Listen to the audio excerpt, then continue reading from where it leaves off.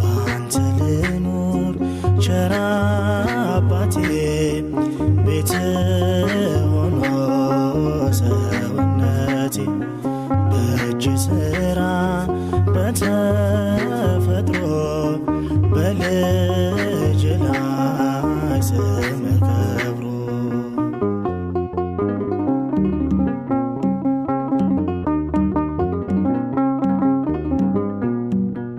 መሰረት ነህ ለሕይወቴ